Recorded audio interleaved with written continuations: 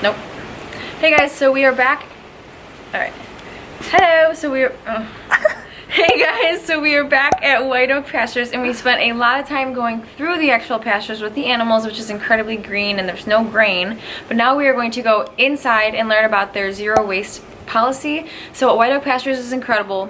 They have their own processing facility on plant, and they try to use every single part of the animal that typically goes to waste. So they make different goods, which we're going to go see now. So hope you enjoy this video.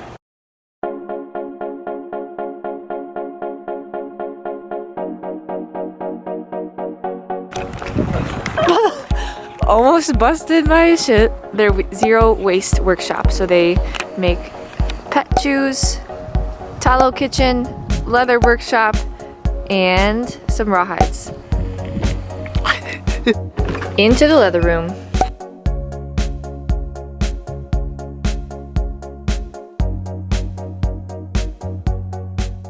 Alright, Jenny, what did you do in this room? So this is our leather workshop. We raise, slaughter, and butcher grass-fed beef cattle on our farm, and part of our zero waste mission is making use of all the parts and pieces. And that includes, but is not limited to, cattle hides. We send those to a tannery in upstate New York where they veg tan the hides. You can see some right over here. And so we receive back full sides, which would be something like this. And then we will find a design that we like, which could be a bowl or a pot holder or a coaster or a laptop case, and cut it out, sew it on our leather sewing machine, and then offer it to the end consumer for regenerative leather. Stylish. Something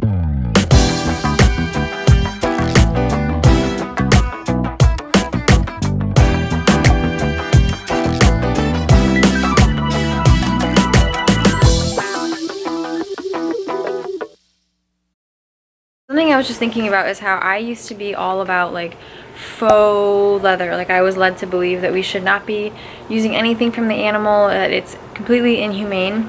But there's a significant difference in buying a standard leather jacket or purse from somewhere that does not pay attention to how they treat their animals and how the animals are impacting the land, and buying something like that from here, whereas they're always giving back to the land, treating their animals amazingly. So there's definitely a distinction there. Just be careful where you're sourcing all your products from.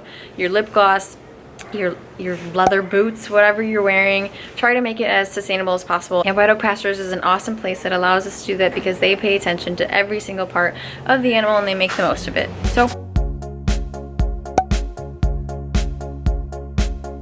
hello. Crockpot tallow. This is body wash. Yes, that's pretty cool. So you're making body wash? Yes, sir. All right. So this is Taylor. She's our tallow crafts woman. She's awesome. Birdie. She's Taylor's boss. Yeah. She's just making sure everything's going smoothly. Absolutely. Critique. Yep. Critique. Yeah.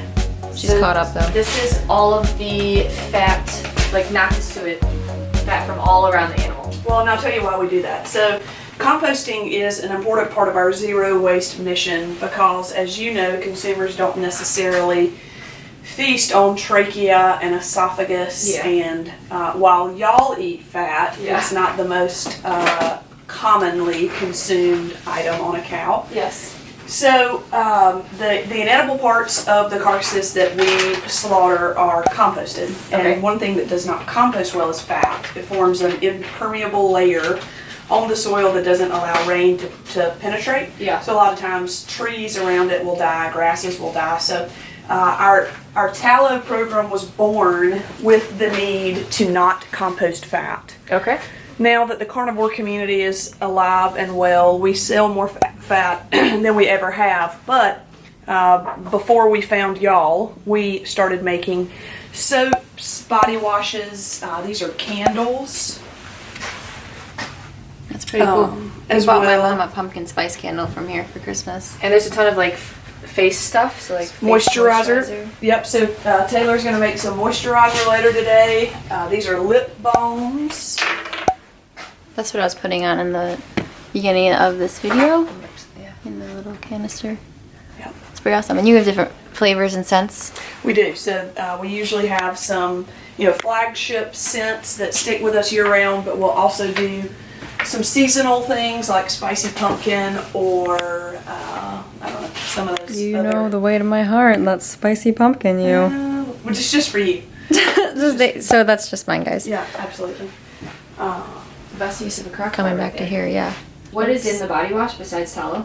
Olive oil, coconut oil, vegetable glycerin, and glucose, which makes it thicken. That's a really minimal. Normally Yeah. you look at the back of those products and they're just like, Well, and a little more Full. on that. Your skin is your body's largest organ. Yeah. And so consumers have decided that what they eat is important. Right. But if what you eat is important, but your skin's your largest organ, you can't really justify using. And your skin is permeable, so Your skin stuff is can go inside. Exactly. right. So if you're not going to eat vegetables, why use like body soaps and spreads that are... so why are you Plant. still using body soaps and spreads? I'm not. I have switched to White Oak Pastures. We are starting products. now and we're going to keep you guys updated. Yes. I think you'll love it. That's the Tallow. teleroom. Is that what that is, Tay? Initial step Yeah, it's for the candle. is fat rendering, so that's just some tallow chunks. So the candles is being made. The maids, they be making the candles. Well, cool. Thanks, Taylor. All right. So what is this? So, furthering the zero waste mission is finding use for the entire carcass. So, like we mentioned earlier, tracheas, esophaguses, tendons, things that Cow ears. cow ears, cow noses, Okay. pig ears, pigtails.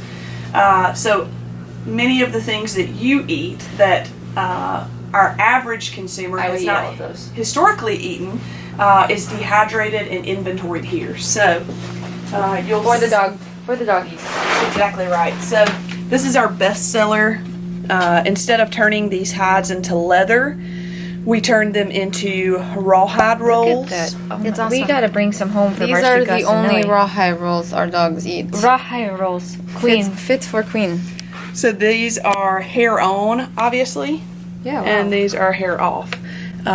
Some dogs really prefer hair on. You think about how dogs evolved. Yeah. And it was literally, the hide would have been dehydrated by the time the dog or the wild coyote or whatever would have gotten around to gnawing on it. They go for the organs first, the most nutrient dense parts of the carcass. The Yeah. next night they might come back for the muscle meats and then Yeah. finally, gnawing on the hide. So by the time they got there, many of the things that they killed would have looked a lot like this. Well, I actually That's learned cool. that a lot of the connective tissue, fur, and stuff like that actually acts as fiber in the dog's digestive system because it's not digestible, so it moves things through their digestive system. That's right. So this is the packaging it would come in. That's exactly right. Farmer's Delight. Heck yes. It's pretty cool. So these are poultry necks. Oh wow. Oh, chicken necks. Yeah.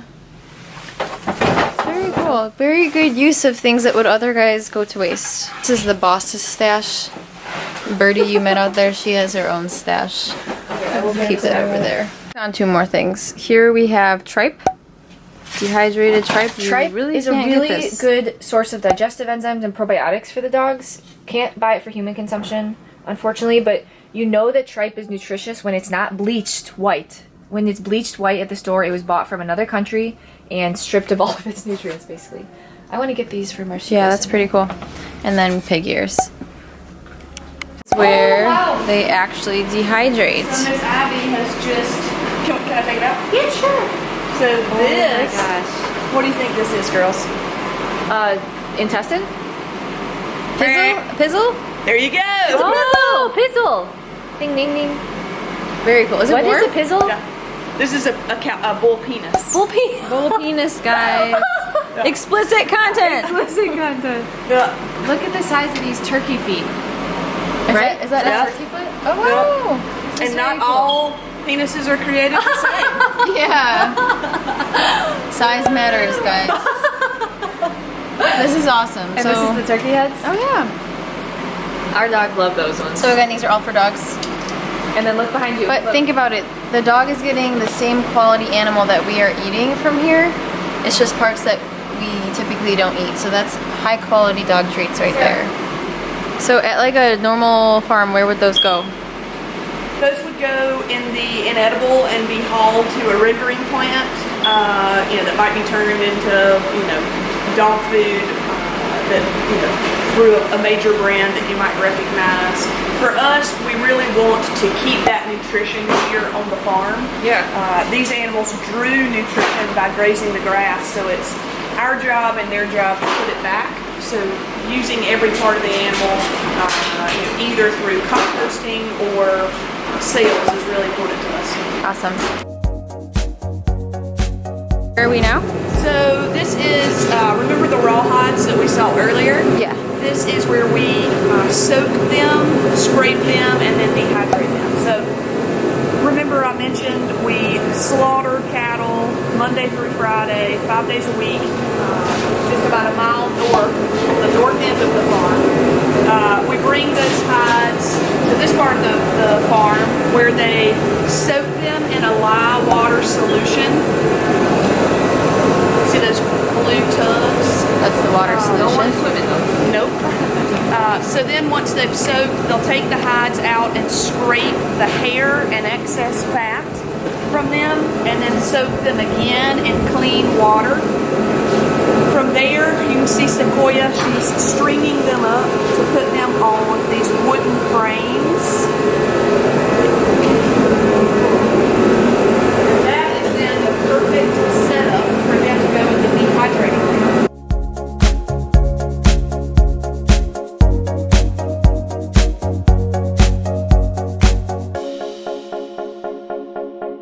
We're in a giant dehydrator. So once this room is full, they'll turn on the dryer and it'll push hot air into this room. The hides will, you can touch this, harden over time. Oh yes. And they'll then take the hardened hides out, cut them into squares or roll them into rolls, and then sell them. Cool. So that's the final step in the no Zero waste. waste building. That's the final step in the zero waste building. All right, you heard it here first. Miss J showing it. Oh, I'm getting clipped on something. That was awesome. The general store show what products they offer. Yeah, so This way. They make all these, and yes, you can access them too on their online store. So we're gonna go show you inside their general store here, some of the products that they offer that you can find on their website. all right, where are we? This is the beautiful general store. This is so cute. Just like Country Home Magazine.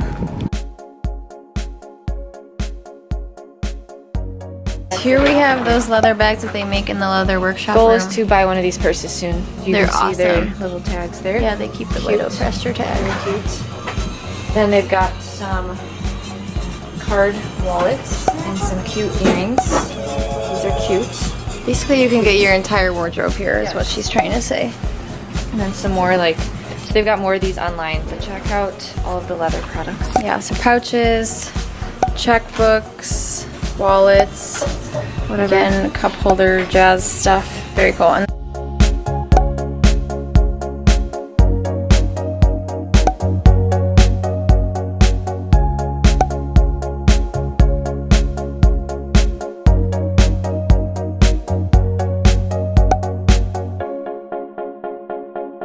Now onto the tallow. So we've got all the candles, coffee. all the different flavors you can Companies see. coming. Unscrew one and give it a smell. Okay. Try apple. Caramel popcorn. Oh, caramel popcorn. Very good. Wow. Wow. That's all I gotta say. What's this one? Caramel popcorn. Caramel popcorn, 10 out of 10. Yeah. Okay. I want some now again. Thank you. Okay, moving on. Here's those moisturizers. Yes, we are getting these. This is what we're Yes. going to be experimenting with. Like Gonna be our very new- little ingredients: water, say? kernel oil, tallow, wax, stearic acid, essential oil. Yeah, exciting. And you can even get some bug spray. You This can is get that the same chapstick. lip gloss that we have, the tallow lip balm. They also have it in these containers in an assortment of flavors. We got peppermint, just FYI. And then, What is this again? Jenny, what is Solve? Jenny? What is Solve? That's salve. Salve! Let me see. I'll show you what you use salve for. See these calluses? From Deadlifts. Can you feel how rough that is? So this is lotion? It's a thicker, less creamy We need this. for calluses. Heck Thicker, yes. less creamy. If you lift and have Hands or like working these. hands, salve. Not Solve. Salve. We've got some like bar soaps, made out of tallow. like foaming hand soap, and That is then actually body wash. the Excited world's for this. first foaming tallow hand soap.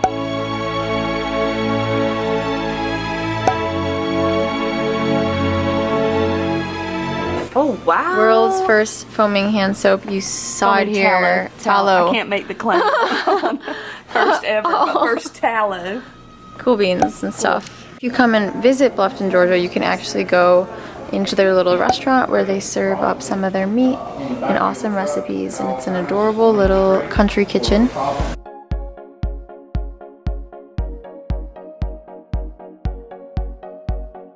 And now we're gonna go through that door there and see what they have in terms of grocery meat. The store also has a bunch of their meat in these beautiful meat freezers. So White Oak Pastures has 10 different animals on their farm. Cow, hog, 2 types of hogs, rabbit, lamb, goat, goose, chicken, turkey, duck, guinea fowl. Yeah, okay. So She can read. they've got all of their eggs. Yeah, they have their own pastured eggs here. Then they have steak like in fridge temperature, so you don't have to like thaw it out. So, So if you do come here, you can get your own meat and cook it, all of the beautiful, like if you stay at one of their cabins. yes. Same thing for some of their poultry products, like they've got the duck, chicken wings, chicken odd parts like chicken hearts, chicken gizzards, chicken thighs, chicken liver. Honestly, this is like the most awesome frozen section of a grocery store. Yeah. You don't see frozen sections like this. No. So they've even got some beef They've suet got right beef there. suet. Look at that yellow. Grab that. Alright, throwing things. This is beauty to my eyes. This is our favorite suet from White Oak Pastures. Look at this yellowness. That's how Yellow- you know it's 100% grass fed. Yeah, it indicates some good stuff right there. And just more and more and more and more and more rows There's a beef tongue. of meat. Casually a beef tongue at this grocery store. Some of their handcrafted sausages, which are really good. Yes, they do have more like artisan products. So lamb sausage. If you like things with like flavors, they've got sweet Italian, chorizo, Irish, a whole lot of stuff. And yes, they do have this on their online store. And a lot of these are sugar free. Yeah, and then they also have a vegetable garden, an organic vegetable garden going on here. So you can buy some of that in season fresh vegetables here. And their newest product. Jenny, can we talk about this?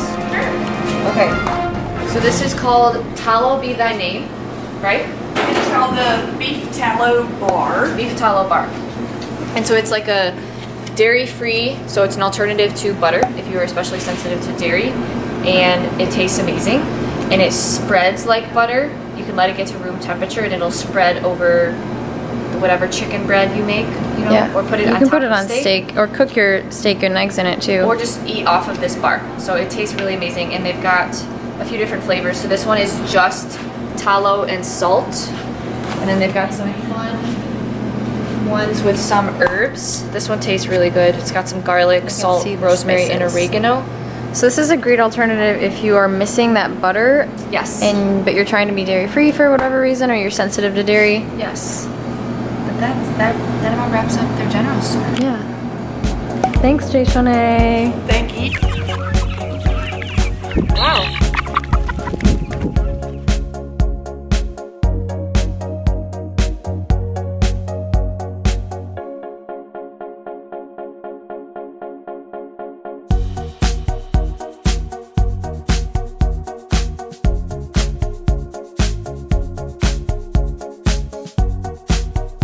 share a little bit about White Oak's unique compost system.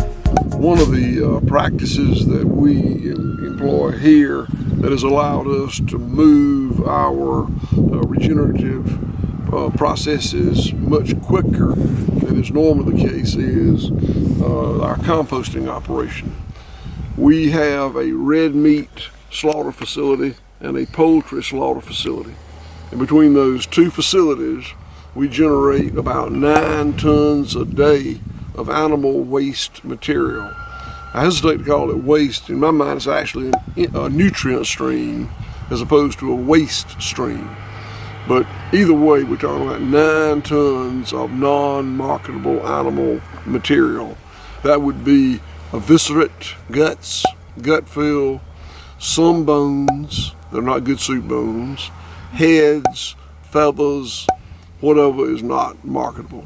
It used to include a lot of organs, but the carnivore diet has really increased the market for organs like hearts and livers and such. We keep as much material out of that nutrient stream or waste stream as possible to market it for highest and best use, but still 9 tons a day of this material is a lot. And the protocol is we grind up the material to the extent that we can, not really fine grind, but a coarse grind. We haul the material from the plant to this more remote part of the farm, and we layer it with a carbaceous material.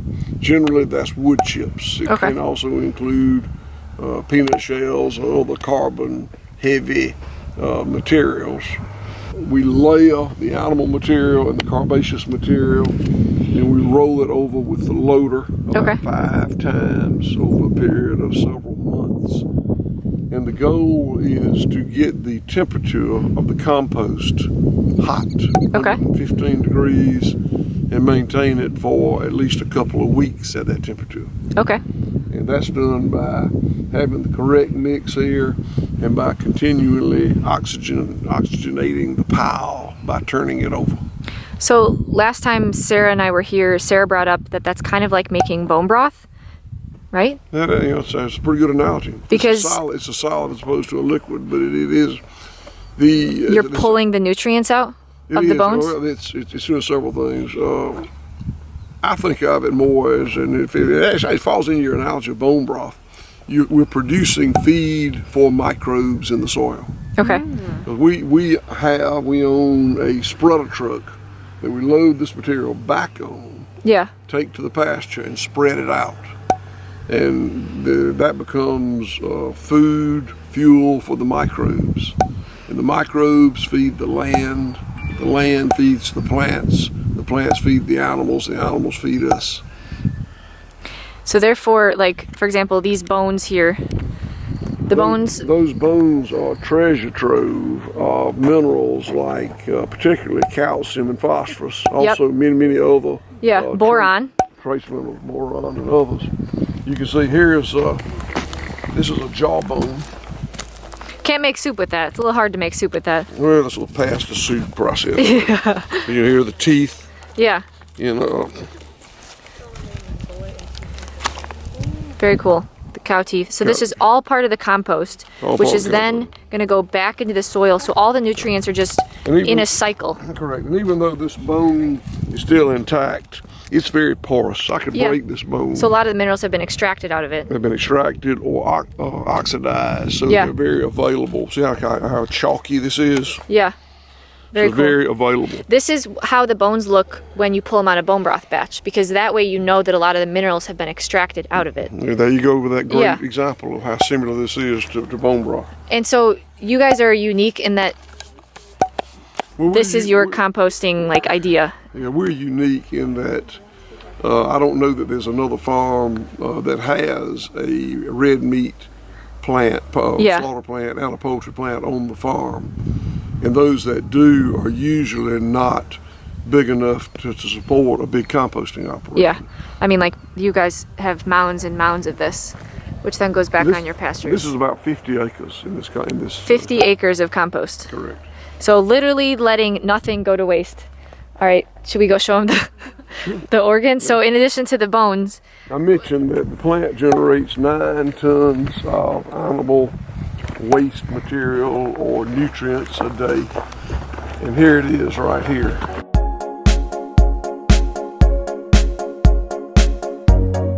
This will be covered up before dark. It will be covered up with this virgin wood chips that are just really high in carbon, really low in nitrogen. okay, This animal material is really high in nitrogen, okay, really low in carbon. okay. And that's the perfect recipe for a composting operation. So then you spread this on the soil.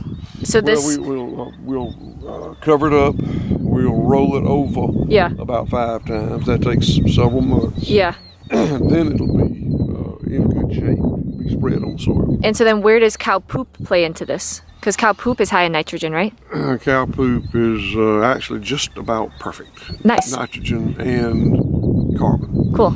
Actual feces from our cattle are applied directly back onto the land. Yeah. We don't confine them. Yeah, So they're walking, they're eating, they're urinating, they're manuring, they're feeding the soil. yeah. This is just additional feed for the soil. Okay. So I would be very curious to do a nutrient, like a micronutrient panel or assay to compare like a ribeye steak from White Oak Pastures from a ribeye steak from like another grass-fed. I guarantee you yours would be higher in micronutrients because of this composting system. The soil would certainly be more mineralized, more minerals available for the plant. So I feel like it would, and just intuitively I feel certain that would be right. I'm certain that compared to a cow on a feedlot, Yeah. is eating we call it a TMR, total mixed ration. Okay. It would be far superior to that. Okay. Okay. Very cool. Cool. All right. Thank you, Will.